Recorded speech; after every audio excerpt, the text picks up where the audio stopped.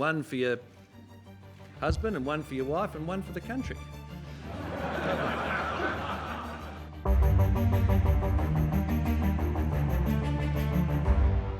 That was the then Treasurer Peter Costello encouraging Australians to go back to the bedroom to push up the fertility rate. His baby bonus policy, which saw new parents receive a lump sum payment of $3,000, was widely credited for a sustained increase in births in the following years. Today, Australia's fertility rate is at a record low. I spoke to Peter Costello earlier. At a time when Australians are debating the rate of national population growth in the context of migration, is it the right time for policymakers to be considering interventions to boost the birth rate? Well, I think we should be concerned that the birth rate has fallen as far as it has. It's now about 1.5, a little less, per mother. To replace our population, we need 2.1 children per female in Australia. So that means the number of old people to the number of young people is climbing, and that's going to give us long-term problems in 20, 30, 40 years. So preferably I'd like to see a higher birth rate in Australia. I'd like to see that because I think it would be a vote of confidence in our society, but it also would make it easier really to support the growing welfare bill that we're going to have as our population ages. Why do you believe Australia's fertility rate is falling, as it is in many other developed nations also? Well, it's falling around the world. There are countries that are doing much worse than us, believe it or not, even though we're doing badly. And there's a multitude of reasons. But the one thing that the baby bonus did back in 2004 is it arrested the decline and turned it back up. It's very rare by world standards for the declining birth rate to be arrested and then to rise again. Very rare. Very few countries in the world have ever done anything like this. So the baby bonus and the attendant focus on fertility rates and the ageing of the population really turned Australia for a few years.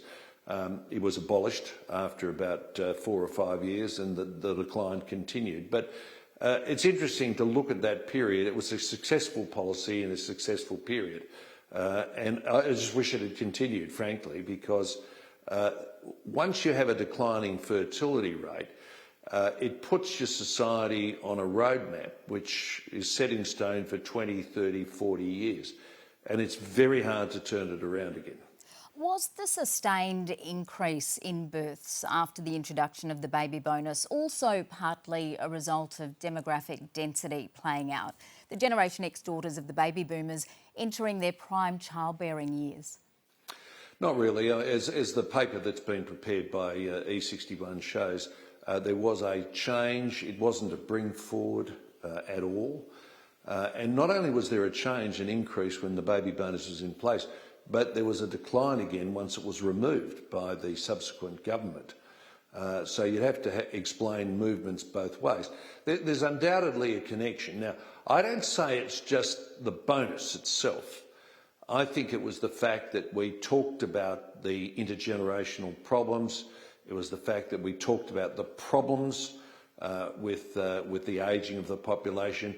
And the baby bonus was just one tangible government program as part of an overall push. And this is widely recognised around the world. People come to Australia and certainly come to me and they say, you've had one of the few successful experiences with this. Tell us what happened. There are very few other examples where there's been any sort of change. So it's not just the baby bonus, but it's a focus, I think, on the importance of growing population through births, rather than just through migration, through births, and the downside, the flip side of not doing that, which is the ageing of the population, which will lead to a slower economy, bigger deficits, the inability really to fund the kind of lifestyle long term, and I'm talking 20, 30, 40 years, that we want in this country. With the financial supports now in place for families aimed at largely encouraging women to participate in the workplace, support such as expanded parental leave and childcare, do you think a baby bonus would have the same impact today? Well, you see, it's a different thing. Paid parental leave is a compensation for going out of the workforce. I understand that. Childcare is to defray the costs of someone looking after your child. But a baby bonus is quite different. It is focused on actually helping people at a time of their life where they need help to have children. It's quite a different focus. You know, one is workplace related, another is child centre related. The baby bonus was quite different insofar as it was a lump sum, it was paid upon the birth of the child, it was a recognition of some of the costs that would be involved, and it was a statement by society that having children is a good thing and you're doing something for the country. As I said at the time, one for mum, one for dad and one for the country. And you know, the greatest uptake, as this recent research shows, is people who actually had a third child. There was a noticeable uptick in third children once the baby bonus was introduced, and that was the one for the country. But does that mean that you don't necessarily believe that wider financial pressures are dissuading people from having children?